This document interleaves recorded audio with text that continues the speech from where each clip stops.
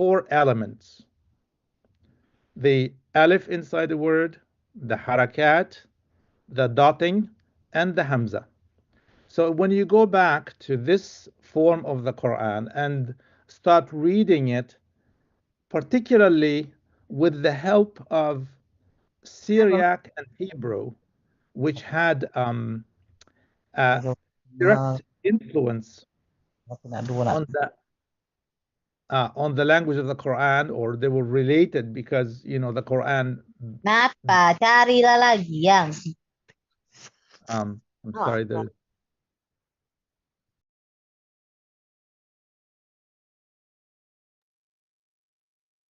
Okay. Hey, you can continue your presentation, please. I'm sorry. Yeah. Pardon, Prof, your microphone is muted. I got it. Yeah. Thank you. So I'm back now. You really have to go back and read the Quran through the Rasm, and then with the help of Syriac and Hebrew. These are languages that are structurally very close to the language of the Quran. So if you look at a word like habara, or the word, for example, Rahman, Rahim, words like this, they are really found in those languages with sometimes a slightly different meaning. Like Rahman, Rahim has the meaning of loving and beloved. From Raham. Raham in Syriac means loving. So Rahman is someone who loves, and Rahim is someone who is beloved. So when you start looking at that, you really get a better understanding of the Quran. As an example of the, I'll give, if the time allows, I'll give examples from all these four areas: the Hamza, the Alif, the Harakat, and the dotting. The dotting is basically the theme of today's presentation, which is Al-Adiyat al-Dabha as opposed to Al-Ghadiyat al-Subha. But an example from the Alif, the way the Alif was introduced, and the kind of influence it had, and the way most probably it was read and was intended at the beginning. There is a German scholar by the name of Gerd Puin who analyzed Surat Al-Kafirun. Al-Kafirun. قل يا أيها الكافرون لا أعبد ما تعبدون ولا أنتم عابدون ما أعبد ولا أنا عابد ما عبدتم ولا أنتم عابدون ما أعبد لكم دينكم ولي دين. Now, it's understood by Muslims that I don't worship what you worship. You don't worship what I worship. لا أعبد ما تعبدون. So Gerd Puin said that the alif in لا أعبد ما تعبدون actually was not there. And the phrase was لا أعبد ما تعبدون, which is found in a word like لا أقسم. Like when you say لا أقسم بهذا البلد in chapter 90 البلد, it's not لا أقسم, it's لا أقسم, which is emphasis, emphasizing meaning, not negating the meaning. So قل يا أيها الكافرون, you unbelievers, people who do not believe in me, لا أعبد ما تعبدون, I truly worship what you worship. Like it's a call to monotheists, for example, Christians, Jews. I worship what you worship. I definitely worship what you worship. You definitely worship what I worship.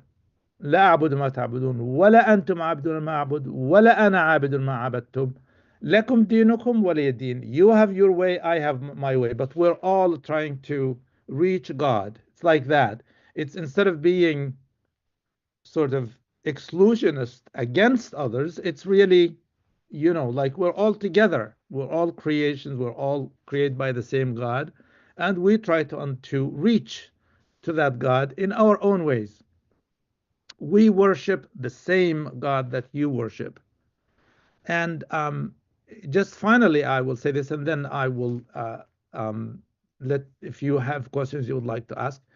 The last thing that Garrett Puin himself says, and which I would like to repeat, is that if we reread the Quran this way from the Rasm,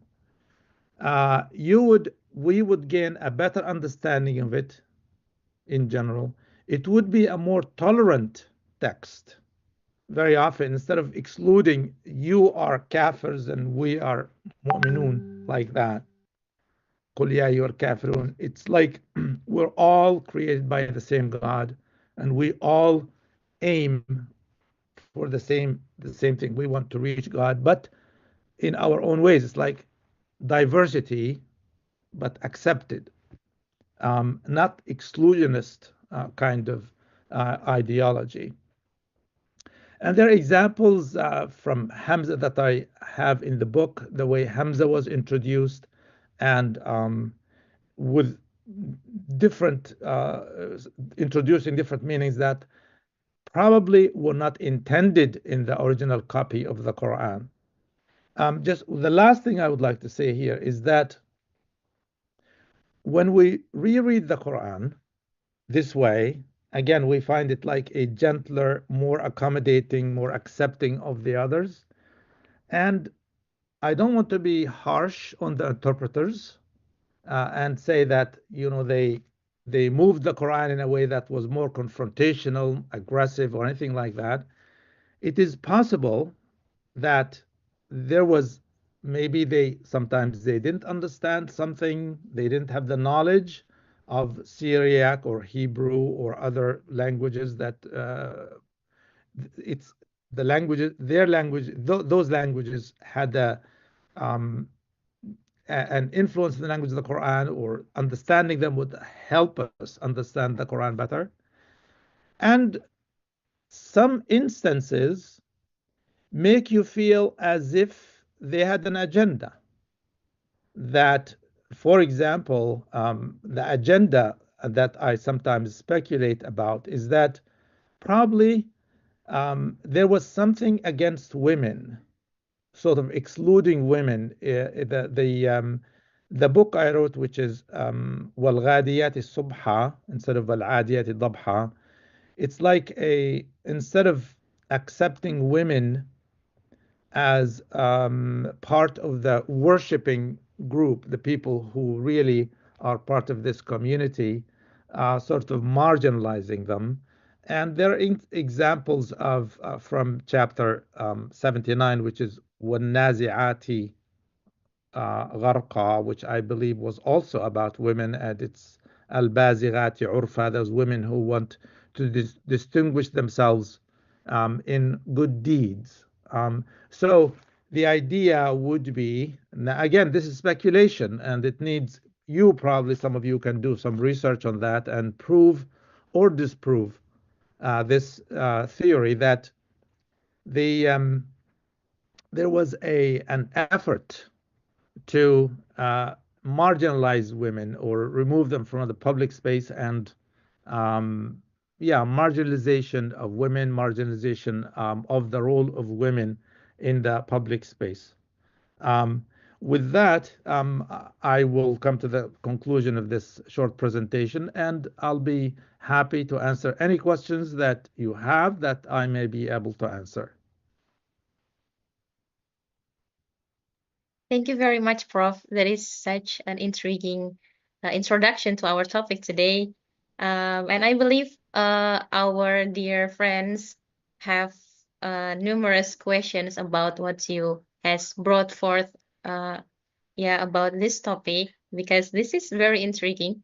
In our opinion, Rasm is only pertaining to riwayah and how we read the Quran based on such a steady knowledge, and that you explore more about how we could read the Quran based on the Rasm in its early form. It is really intriguing and perhaps a groundbreaking research for us in Indonesia.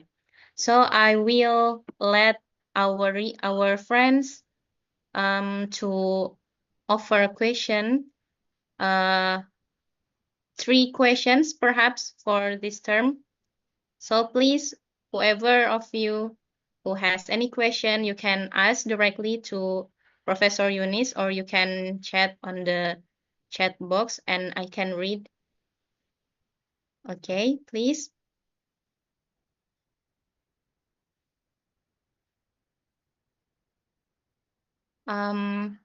While we are waiting for the questions, perhaps I have a lot of questions and I will ask you directly. Perhaps this is very intriguing that you mentioned about how early scholars tend to marginalize women in the Quran by interfere in their rasm, in the rasm of the Quran by adding or omitting some dots from the rasm. Could you please explore more about how could you argue about that conclusion?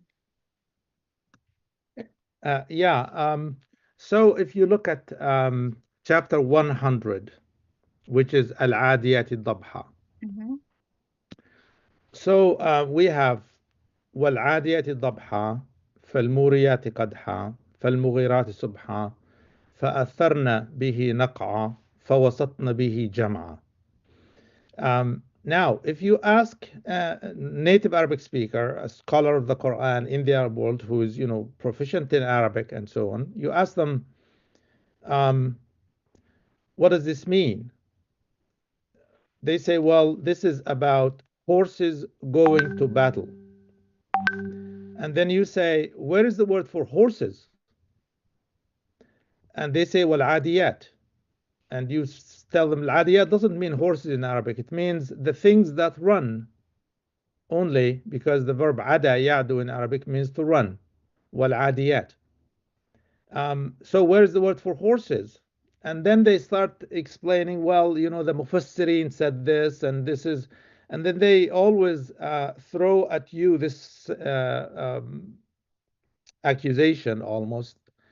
Who are you to come in the 21st century and tell us what this word means? And these people 1400 years ago knew what it means. But then you go to the dictionaries, you go to the usage of the language, you go to the language of the Quran itself.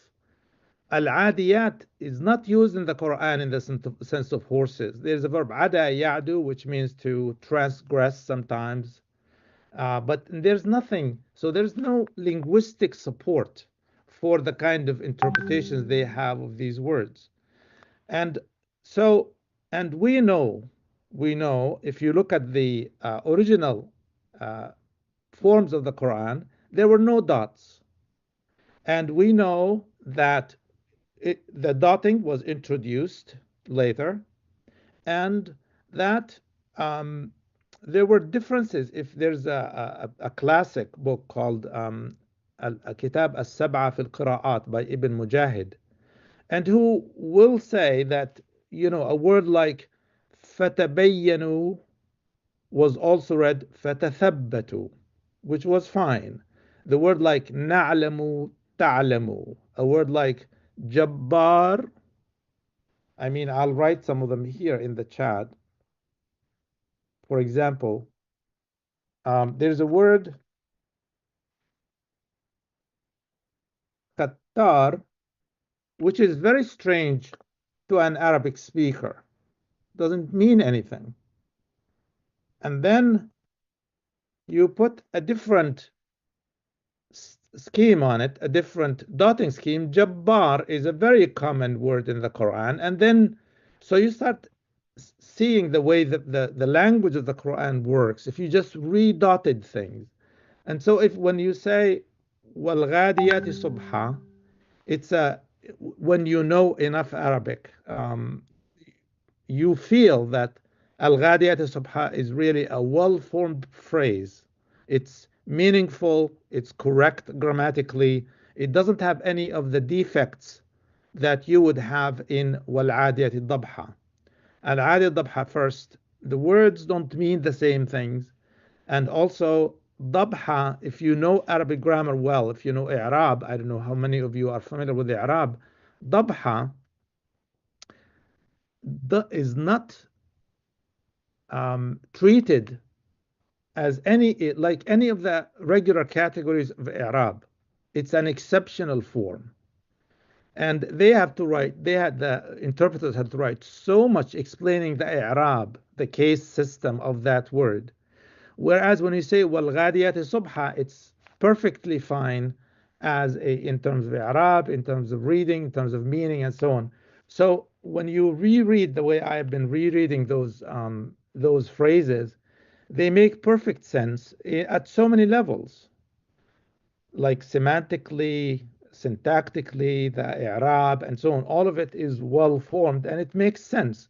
And then when you put them together, when you see that there are 5 chapters in the Quran that have this fa'ilat or muf'ilat or like al-mursalat, al-nazi'at, and so on. So the interpreters, the mufassirun, say, al-nazi'at could be, they would say could be, and not we don't know. They could be angels, or it could refer to death, it could refer to the stars, it could refer to this. But we know, if you know Arabic grammar, that alif ta at is the ending for a feminine plural. It's like you say al-mu'minat, we're talking about women. But they will say angels, horses, stars, and they deliberately avoid the reference to women. So you start thinking there must be something there that they're trying to avoid that. And you see it in all these al-mursalat, as-saffat, al-nazi'at, al-adiyat. All of them are like that. Al-dhariyat. Yeah, all of that. And if you just said, why don't we try women for a change? And then you see that the text actually makes sense. But with angels or stars, it's very contradictory. Yeah. That's very interesting explanation. Thank you very much. And I find here, okay, before I continue with the question, may I have some time to explain in Bahasa Indonesia? Perhaps Please, our go dear ahead. audience need to do that. Ya, teman-teman semua audiens, intinya secara singkat, Profesor Munzir Yunis menjelaskan kepada kita bagaimana beberapa penafsiran surah-surah pendek, terutama yang di sini di-highlight adalah surah Al-Adiyat, itu tidak menemukan makna yang baik, yang bisa kita pahami secara jelas. Jadi ketika kita membaca penafsiran-penafsiran dari para mufassir, kita menemukan pada akhirnya para mufassir ini bilang wallahu a'lam bishawab atau wallahu a'lam bimuradi, yang mana hanya menyerahkan makna atau penafsiran Al-Quran ini kepada Allah. Oleh karena itu, Profesor Munzir ingin memahami Al-Quran secara lebih komprehensif dengan kembali kepada Rasm Al-Quran pada saat titik atau diakritik dan juga hamzah dan lain sebagainya itu belum ditambahkan ke dalam Al-Quran. Sehingga pendekatan beliau adalah melihat bagaimana Al-Quran ketika bentuknya itu belum ditambahkan atau belum seperti sekarang yang seperti kita baca pada umumnya.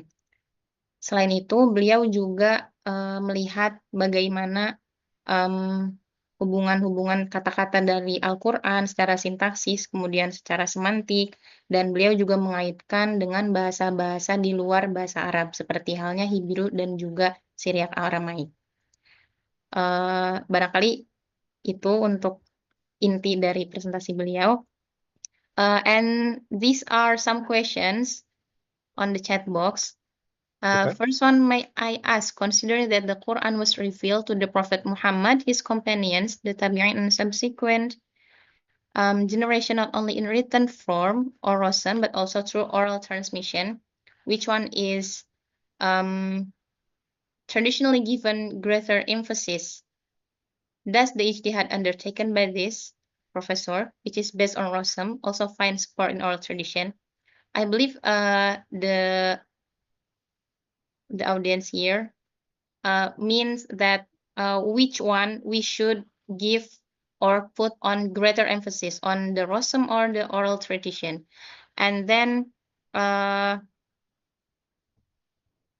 is the written text or the Rasm also supported by the oral traditions?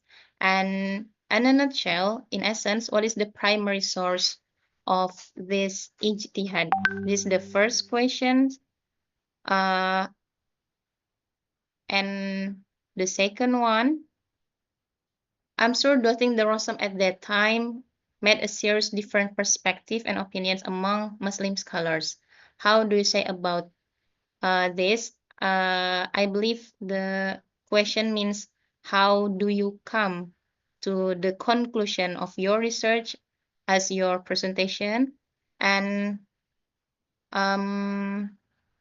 how's your argument opposed to the traditional arguments that perhaps we all know about? So can we take it like one question at a time? The Oh, first okay. question is the oral tradition as opposed to the written. Yes. Yeah. My personal belief, I believe that actually the Quran can be understood better if we went back all the way to the Rasm and started over.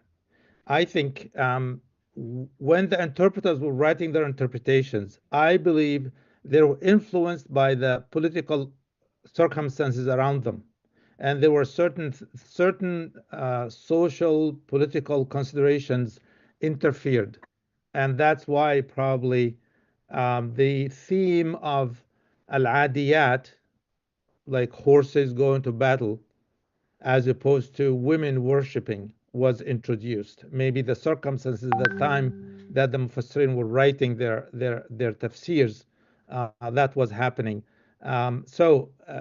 My belief, in my modest opinion, in my humble opinion, I believe that a better understanding can be gained by going back all the way to the Rasm and starting with that, with knowledge of the Rasm, and also it's important to understand what the other languages, especially Hebrew and Syriac, because the language of the Old Testament and the New Testament, um, that were that they influenced or were in contact with, or some people would say in conversation with, the language of the Quran. The Quran was, many of the terms would be shared by Judaism, Christianity, and Islam. And so, you say like Bismillah ar-Rahman ar-Rahim, for example, would be all the three religions would use that. And I mean, one thing that probably um, people, not many people think about. If you look at, I'm going to write this now in the chat box. Like when you read, okay,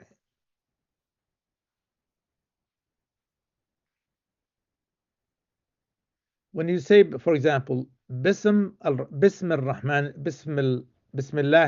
ar-Rahim, the word Bism. When you know Arabic, you study Arabic, the word for name is actually bi'ism. I'll write it here. Okay, where is that?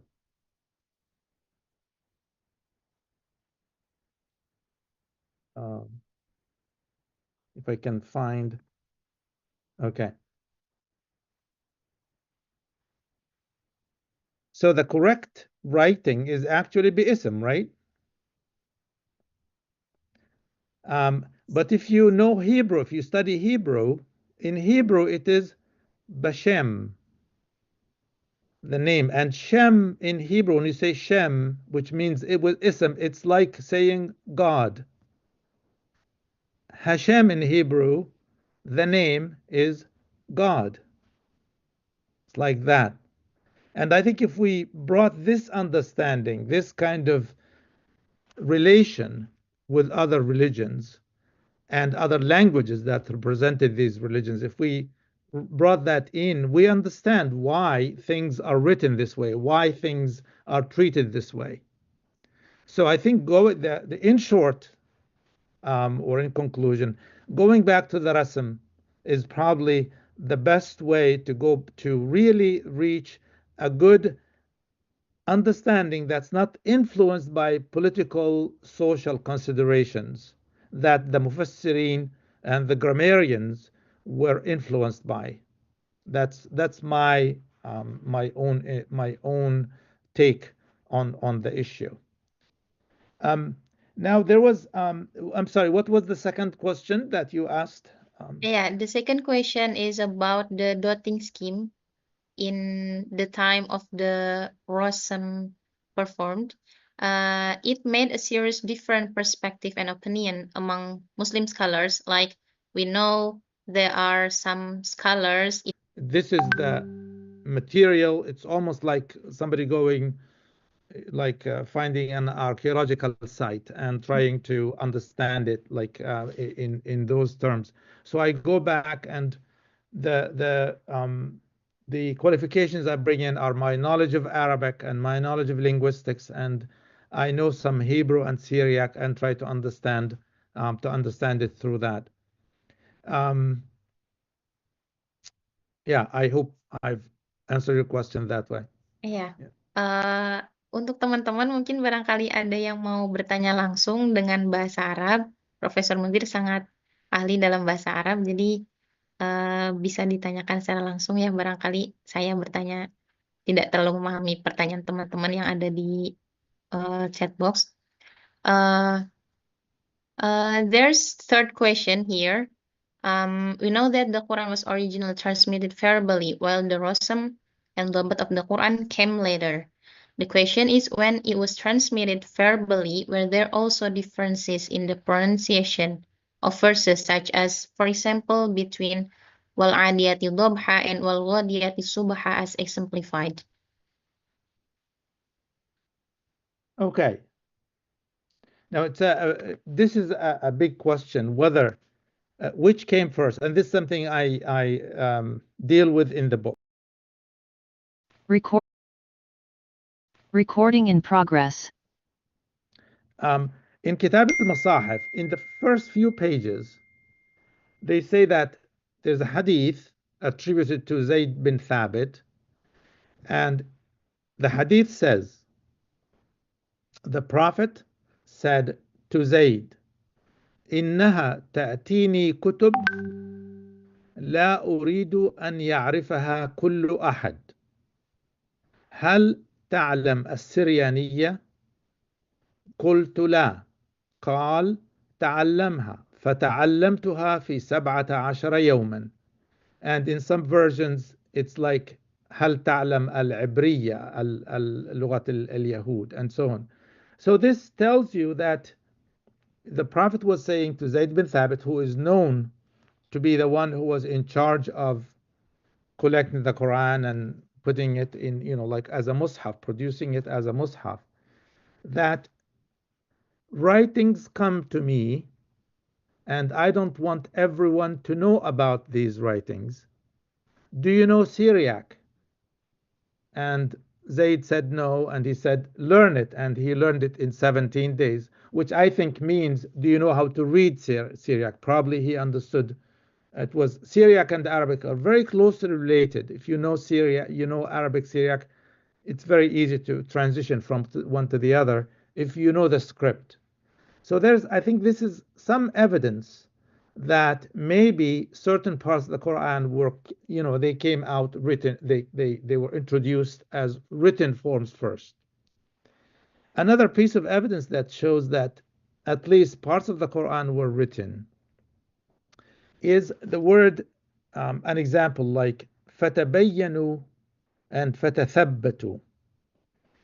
As I mentioned, Ibn Mujahid, Kitab As-Sab'a fil Qira'at. Ibn Mujahid says, as long as the skeleton, the rasm is the same, you can read the word differently. You can say na'lamu, some words are written na'lamu and ya'lamu, تعلم. So you have, like, I'll write them here. نعلم, تعلم,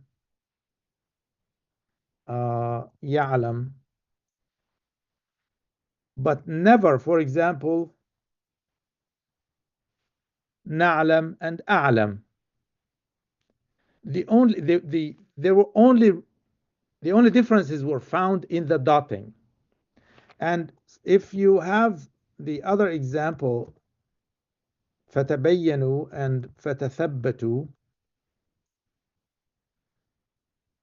you never find like فتبينوا and فتفكروا.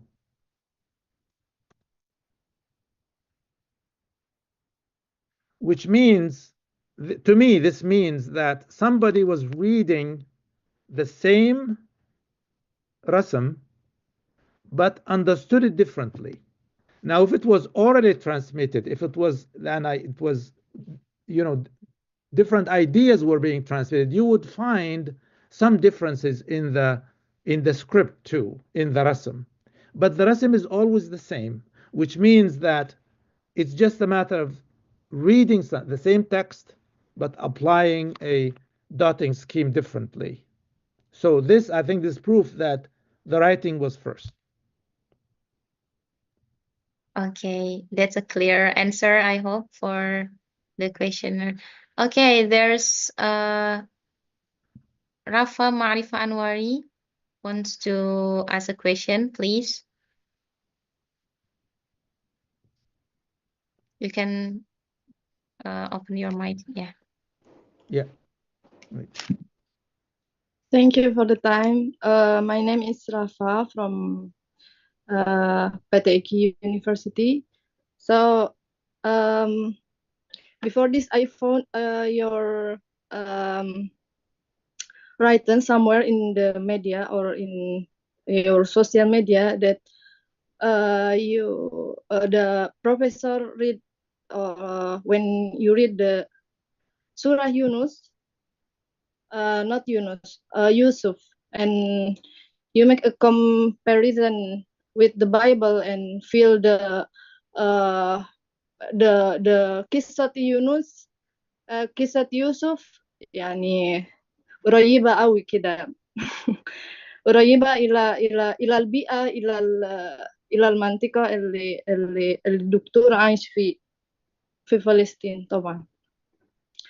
ف ده اللي إحنا بنحس في إندونيسيا، أنا خصوصا لأننا يعني إحنا طبعا في إندونيسيا بنتعلم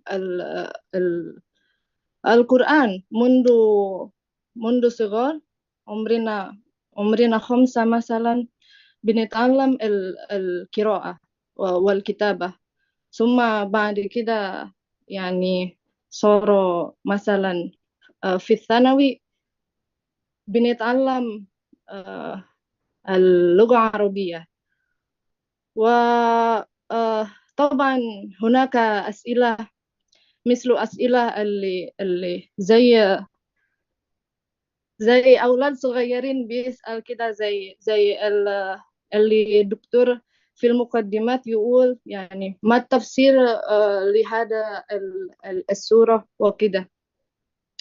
وعندي نفس الأسئلة منذ صغر، يعني منذ ثانوي عندي سؤال، يعني لما أدركت اللغة هو يعني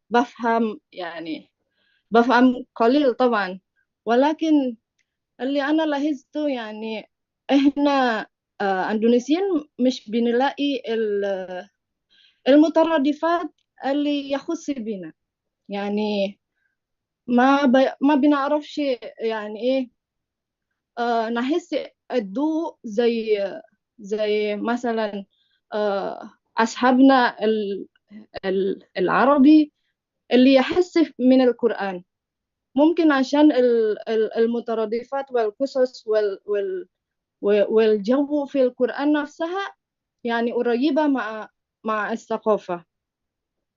مثلا ما بنلاقيش طبعا المترادفات مثلا من فقه استوائي، طبعا هناك مترادفات اللي البيئة قريبة مع بيئة العرب، مثلا الزيتون، النخيل، الرمان، و وكيف تعصر الزيتون ويكون الزيت منور كده، يعني موجودة طبعا في القرآن. ولما سألته الدكتور هنا يجاوب أن لا، طبعا في القرآن يحكي عن أندونيسيا برضو، بيحكي عن مثلا مثل الجنة تجري بهم من تحتهم الأنهار، مثلا هكذا. أيوة. هذا لا يوجد في الشرق الأوسط نفسها. ولما أنا زرت هناك، يعني زرت يعني منطقة الشام، لا لا لا، هذا الإجابة غير الصحيحة، لأن الأنهار مش بس في أندونيسيا، يعني طبعا هناك يعني بلاد العرب مش كله صحراء طبعا، صحيح. يعني لما نزور الشام طبعا أنهار أيضا والأشجار أيضا. هذا أنا عايزة رأيكم في هذا. والثاني طبعا لما بنلاقي ده أنا السؤال من أنا عشان عوام، يعني ما بعرفش حاجة. يعني مثلا uh, so many the Orientalists have debate about the repetition in the Quran. يعني تكرار أحيانا بحس إن لما أحفظ القرآن، يعني التكرار ده بيلخبطني، يعني التكرار ده مثلا، يعني يجي تكرار اللي شبه بعض ولكن مش شبه قوي كده. فعايزة رأيكم في هذا. هل هذا يعني إيه، هل التكرار ده يعني يتحط قبل الرسم نفسها، ولا في الأثر من التكوين بعد الرسم؟ شكرا. Okay. شكرا جزيلا. So just to explain, there are two questions. One is about the whether the Quran was basically revealed in the environment of the Arab world or Bilad al-Sham in particular, because the names of the the names of vegetation, trees, rivers, and so on, like the names of, you have olives and you have pomegranate and so on, which are common in the Middle East, and you don't find the names of these trees in tropical climates, for example, a place like let's say Indonesia, and also but then in Indonesia there are flowing rivers, anhar, تجري من تحتها الأنهار, and so on, which is not found in the Middle East, but actually there are rivers in the Middle East too. The second question is about repetition in the Quran and whether it's confusing or whether there's like whether it has a function. So I'll start with the first question, which is actually it's a loaded question. It's a dangerous question. It's not easy because people who say, I mean, Muslims in general would like to think that the Quran is salih لكل زمان ومكان, right? It's good for all time and all place. So you don't want to relate it specifically to one place, right? You don't want to say it's suitable for the Arab, Middle East, Sham environment. But then you go into things like, zaytun and teen, and it's as if you are speaking about very specific areas, like geographically. Talking about Jerusalem or about Mecca or about Sinai or something like this. I don't really know. I mean, it's a big question. My personal view is that it was addressing the Arabs in this environment and giving examples from that environment. So it's natural to focus on zaytun and teen and nakhil and so on. They probably they didn't know about avocados and mangoes then, and that's why they were not mentioned. Which is not, it should not be a big deal because this is, it's a message. It cannot include everything, and it's, you understand it the way that's possible for people. It's spiritual. It's a holy book. Um, the second thing is about the language, the repetition of the language of the Quran. The repetition actually um, is, I would say, it is one of the strong points of the Quran. It's actually the Quranic language is very beautiful, and that's something that I feel that many Muslims and many Arabs actually miss. Very often they just they don't appreciate the kind of beauty that the Quran brings in. And a lot of it, this beauty comes in through sometimes repetition, sometimes like the poetic structure, the rhyme. Let's say, for example, if you take as an example, let me just cite one here, like in Surah Al-Ghashiyah, when you have أفلا ينظرون إلى الإبل كيف خلقت وإلى السماء كيف رفعت وإلى الجبال كيف نصبت وإلى الأرض كيف سطحت. All of this sort of repetition and rhyming. It's and then with a very clear message, and the message is always like, look around you and look at the miracles around you. Can you look at the rain, the way the rain works? Look at the clouds, the way they are formed. Look at this, look at that, and wonder about it. And then there must be a creator behind all of this. And there is the miracle. So that the language itself, through repetition, sometimes through rhyming, um, it's like an important literary device that they use.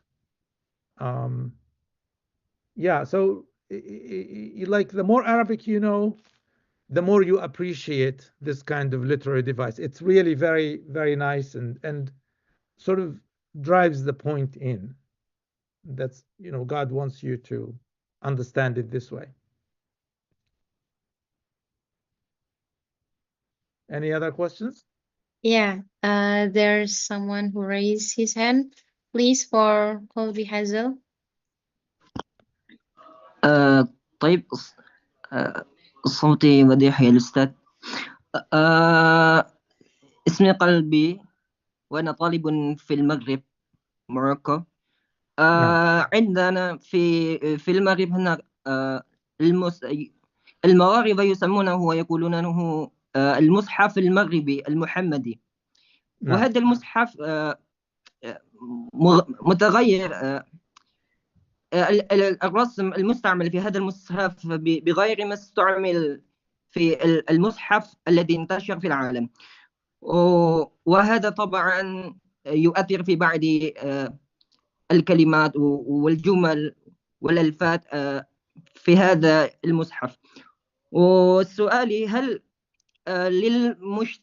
للمستشرقين أو للباحث في الرسم القرآني فهل عندهم آراء وأقوال الخاصة بهذا المصحف المحمدي المغربي؟ لأن الرسم المستعمل في هذا المصحف بغير ما استعمل في المصاحف المنتشرة في العالم. وهذا سؤالي. شكرا. شكرا. أنا بصراحة يعني لست خبيرا في هذا المجال، ولكن من خلال دراستي للقرآن وتاريخ القرآن يبدو أنه كان هناك.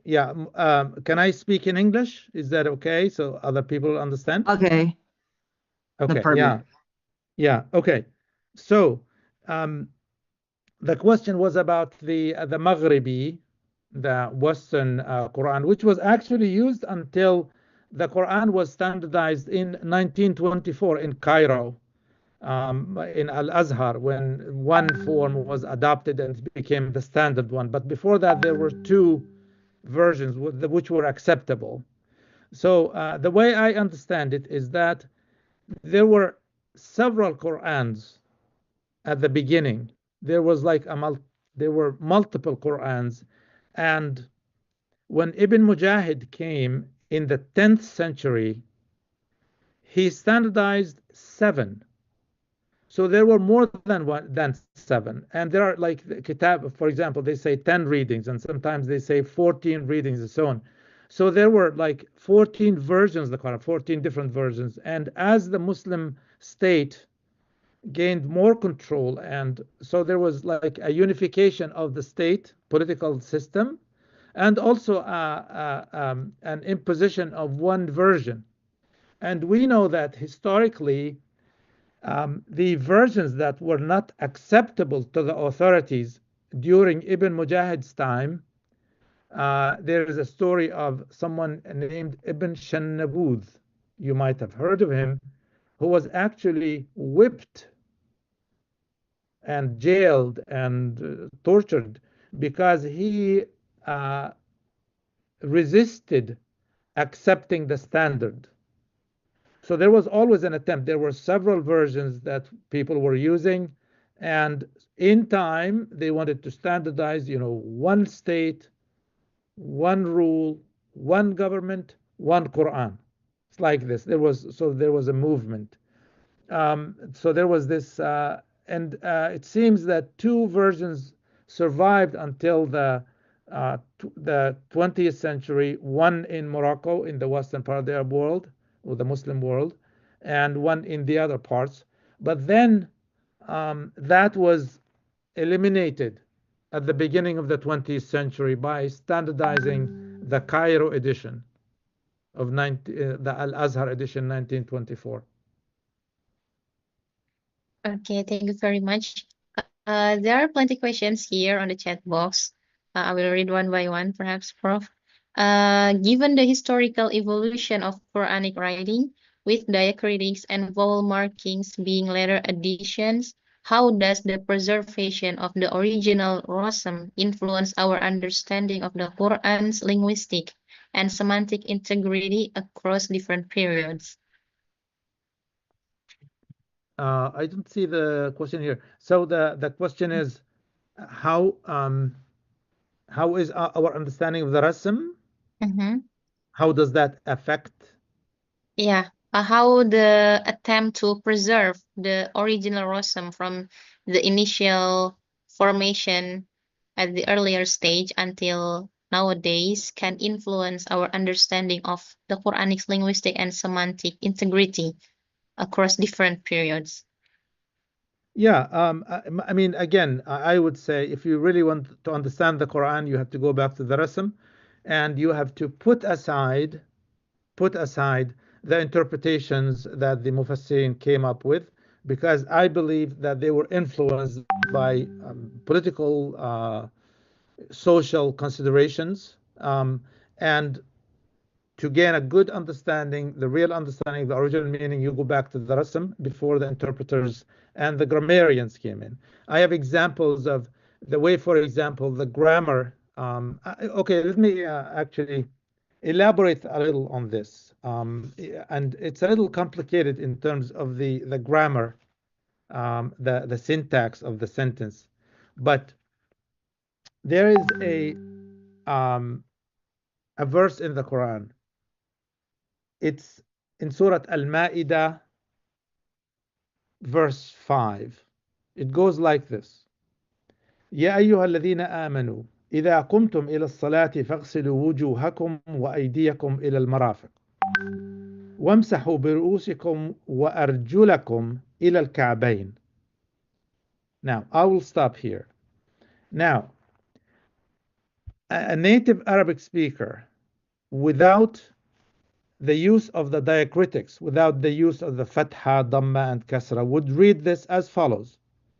يا أيها الذين آمنوا إذا قمتم إلى الصلاة فاغسلوا وجوهكم وأيديكم إلى المرافق وامسحوا برؤوسكم وأرجلكم إلى الكعبين, which means, all you who believed, when you get up to pray for prayer, wash your faces and your hands to the elbow, your arm to the elbow, and wipe your heads, وامسحوا برؤوسكم وأرجلكم, and your feet. So the idea is you wash your face and the hands, and if you think about it in practical terms, you wash the face and the hands. So it is important, the hand, but then the head and the feet are a little further out. You just wipe these. Now imagine if there is an environment where there's a scarcity of water. You don't have a lot of water. You don't have enough water. So you wash your hands, you wash your face. The rest of it, you just wipe it with a little water. Now the verse goes on to say, وإن كنتم جنبا فاطهروا وإن كنتم مرضى أو على سفر أو جاء أحد منكم من الغائط أو لامستم النساء فلم تجدوا ماء فتيمموا صعيدا طيبا فامسحوا بوجوهكم وأيديكم. Now, the gist of this is, if you are in a situation where there's no water, then the hand and the face, which you wash in the first place, now because you don't have enough water, you can just wipe them with sand to clean them. The places that you wiped, the places that you washed first, now you wipe, because there's a scarcity of water. And then it goes on to say, ما يريد الله ليجعل عليكم من حرج. God doesn't want to bother you, doesn't want you to suffer. ولكن يريد ليطهركم. But he wants to purify you, he wants to clean, he wants you to be clean. ليطهركم وليتم نعمته عليكم لعلكم تشكرون. So the idea here is to make, if you have water, wash your hands, your face, and then wipe your head and your feet. If you don't have water, only wipe your hands, wipe them. Don't wash them. You don't need to wash them. You just wipe them and your face. And we're forgetting about the head and the feet now because there isn't enough water. Yeah? And God wants to make life easy for you. God doesn't want to make life difficult, right? Now, look at what the interpreters did, what the grammarians did. They manipulated the grammar. So now if you go to a standard interpretation of the Quran, a standard translation, you will find this, in my view, sort of twisted kind of interpretation. They say, يا أيها الذين آمنوا إذا قمتم إلى الصلاة فاغسلوا وجوهكم وأيديكم إلى المرافق وامسحوا برؤوسكم وأرجلكم. So, the way you understand, you have to understand it now, according to these interpreters, is like this. You believers, when you get up to pray, wash your hands and wash your face and wipe your feet, wipe your head and wash your feet. So they they go back and wash. So the Quran is very clear. Wash this and wipe this and this. But they said, no, you wash this and this, wipe this and wash this and that. It's like making it so complicated through the use of the fatha, because now it's the object of the verb and the object goes back and is joined to wujuhakum. So if you go to the interpretations, hundreds of pages they write to complicate things, whereas the verse is saying God wants to make things easy for you. God wants to make your life easier, doesn't want to complicate things. But the interpreters complicated things. And why they did that? You can speculate. Thank you very much. This is very thought-provoking idea for us to goes back to the initial form of the Quran. Okay, there's also another question here, Prof.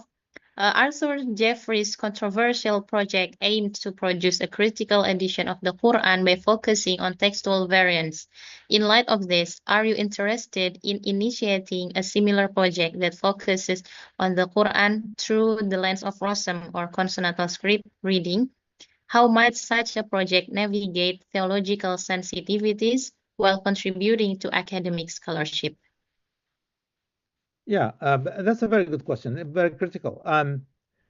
I think um, probably the best way to understand the Quran is to go back to the Rasm and have a team of people who actually know Arabic grammar very well, know history very well, know Syriac and Hebrew very well, and are well trained in linguistics. And they, we just don't want the political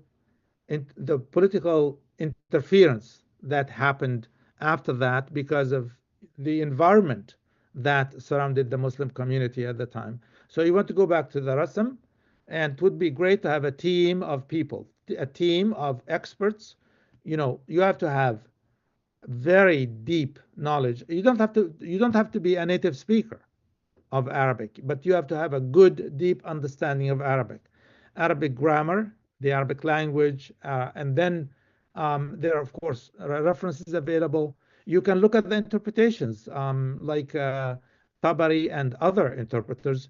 You find many of the answers you find in them. Like this, I'll just write an example. I wrote this example before. There is the word khattar. Now let's see the word khattar.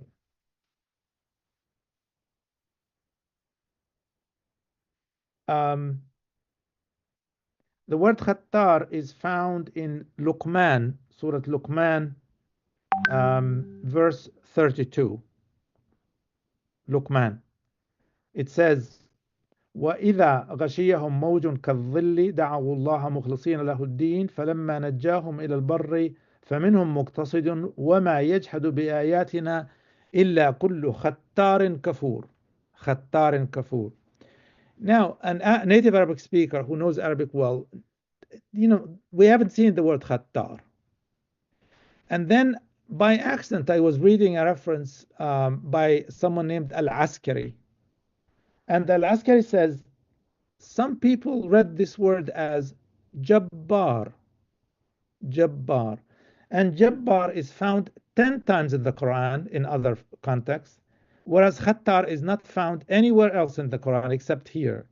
So if you really dig deep, if you look at the references, you have a good knowledge of Arabic, you have a good knowledge of Syriac and Hebrew, I think you can have and then based on the Rasm, I think the Rasm is perfect.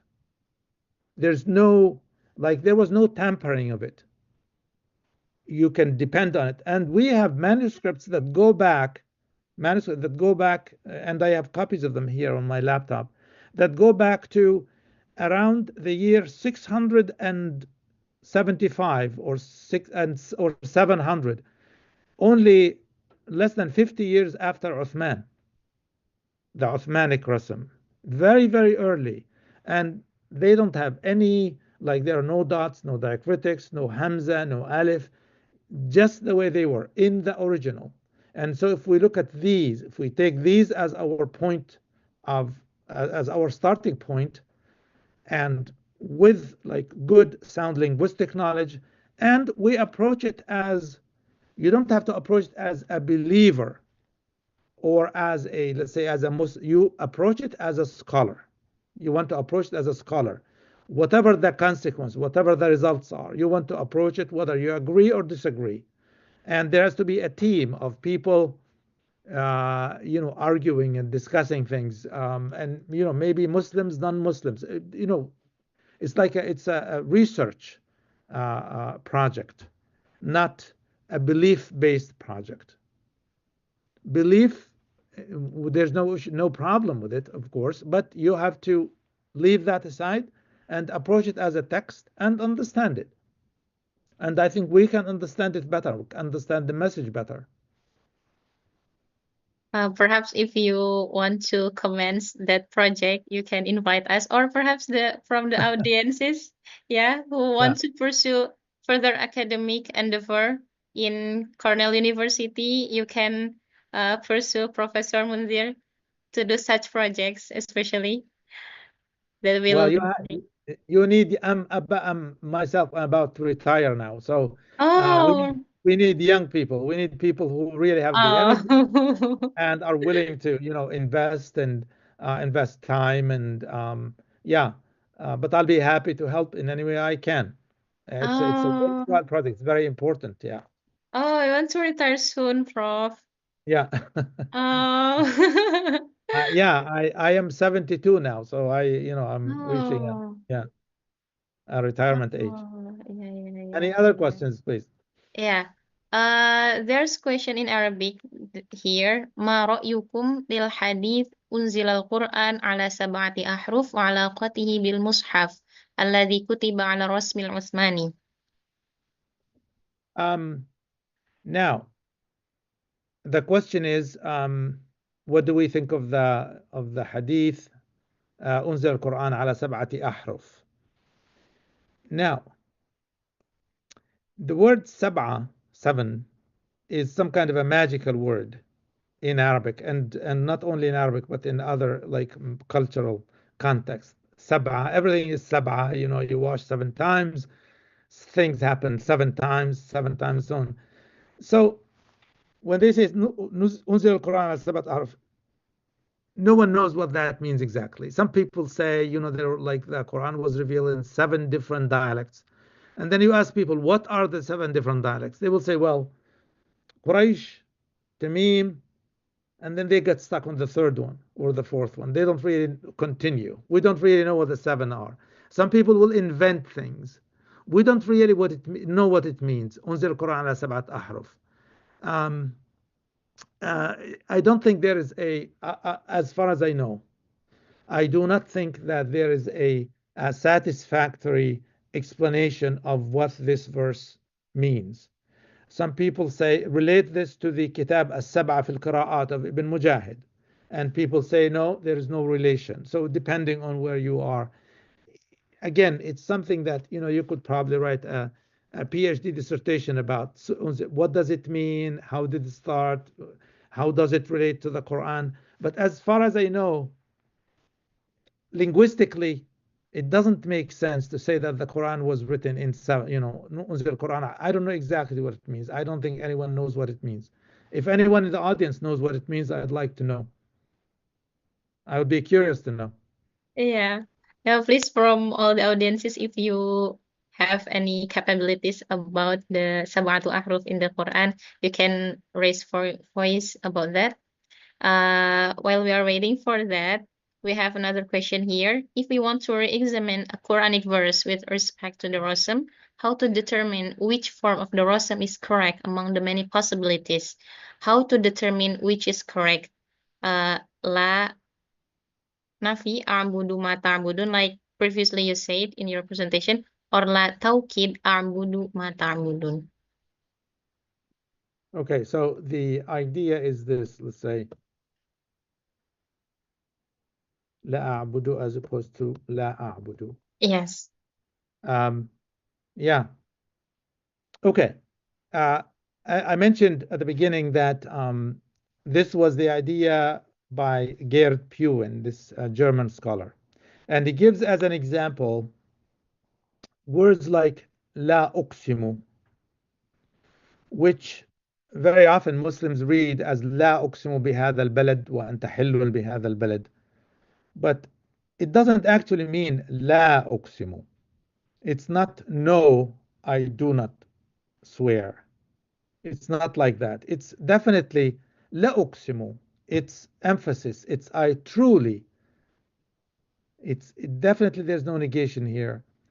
And in his paper, Gerd Puwen gives other examples of where you have la is used for emphasis. Again, it's one of those things that conceivably one can come up with an opposite view, but the evidence that he provides, I think, is clear And we also know historically that during Al-Hajjaj ibn Yusuf al-Thaqafi's time, during the Umayyad, the early Umayyad period, they say, you're talking probably about maybe 680 or 700 AD, like, 70 years after the death of the Prophet, that,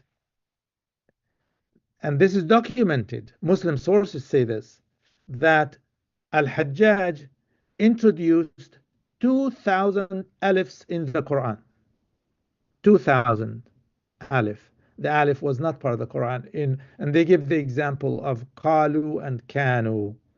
And it's quite possible, considering the syntax, the grammar of la a'budu as opposed to la a'budu, la uqsimu. La uqsimu is a clear case of emphatic la, not negative la. And when you think of al-kafirun, if you take the whole surah, okay, first, I mean, we know the verse from another context, لا إكراه في الدين, right? لا إكراه في الدين. Now, if you go to this, قل يا أيها الكافرون لا أعبد ما تعبدون ولا أنتم عبدون ما أعبد ولا نعبد ما عبدتم لكم دينكم ولي دين. It's like this. Freedom. You have your way, I have my way. I'm not judging you. You're not wrong. It's not like this. It's not, it's not like you're bad, I am good. It's la. So the last verse, lakum dinukum waliya din, I mean, some people will say, well, it actually means you're this way, I have nothing to do with you, which is sort of the aggressive kind of interpretation. But it can be taken as a tolerant way of saying, you have your way, I have my way, and we're all good. You worship, I worship. It's like an inclusive kind of understanding of the chapter. Yeah. Okay. There's also a response pertaining to how you go back to the initial form of the Rasm without the critics.